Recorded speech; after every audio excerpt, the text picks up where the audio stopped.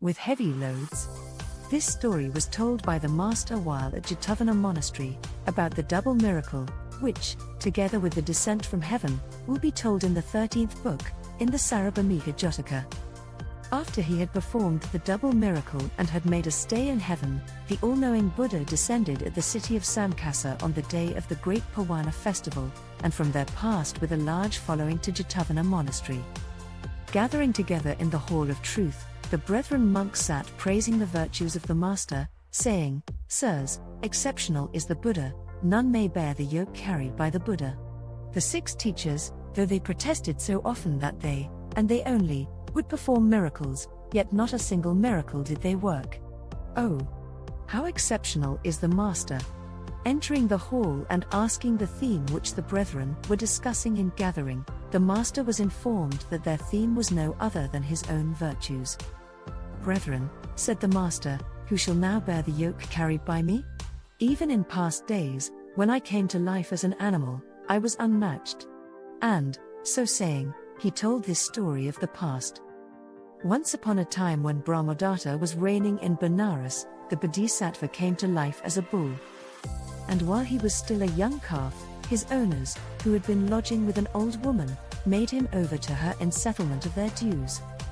She reared him like her own child, feeding him on rice porridge and rice and on other good cheer.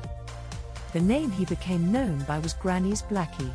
Growing up, he used to move about with the other cattle of the village, and was as black as jet. The village urchins used to catch hold of his horns and ears and ewlaps, and have a ride, or they would hold on to his tail in play, and mount on his back. One day he thought to himself, "My mother is very poor, she has painfully reared me, as if I were her own child. What if I were to earn some money to ease her hard lot?" From then on he was always looking out for a job. Now, one day a young merchant at the head of a caravan came with 500 wagons to a ford the bottom of which was so rough that his oxen could not pull the wagons through. And even when he took out the 500 pairs of oxen and yoked the lot together to form one team, they could not get a single cart by itself across the river. Close by that ford the Bodhisattva was about with the other cattle of the village, and the young merchant, being a judge of cattle, ran his eye over the herd to see whether among them there was a thoroughbred bull who could pull the wagons across. When his eye fell on the Bodhisattva, he felt sure he would do, and, to find out the Bodhisattva's owner, he said to the herdsman, "Who owns this animal?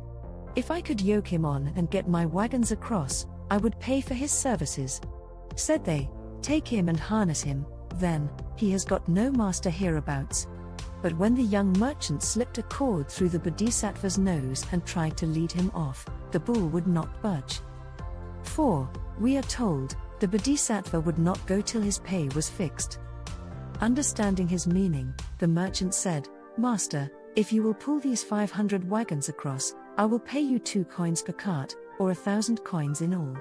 It now required no force to get the Bodhisattva to come. Away he went, and the men harnessed him to the carts. The first he dragged over with a single pull, and landed it high and dry, and in like manner he dealt with the whole string of wagons. The young merchant tied round the Bodhisattva's neck a bundle containing 500 coins, or at the rate of only 1 for each cart. Thought the Bodhisattva to himself, "This fellow is not paying me according to contract. I won't let him move on." So he stood across the path of the foremost wagon and blocked the way.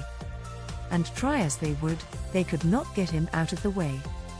"I suppose he knows I've paid him short," thought the merchant, and he wrapped up 1,000 coins in a bundle, which he tied round the Bodhisattva's neck, saying, "Here's your pay for pulling the wagons across." And away went the Bodhisattva with 1,000 pieces of money to his mother. "What's that round the neck of Granny's Blackie?" cried the children of the village, running up to him. But the Bodhisattva made at them from afar and made them run off, so that he reached his mother all right. Not but what he appeared fagged out, with his eyes bloodshot, from dragging all those 500 wagons over the river. The pious woman, finding 1,000 pieces of money round his neck, cried out, "Where did you get this, my child?"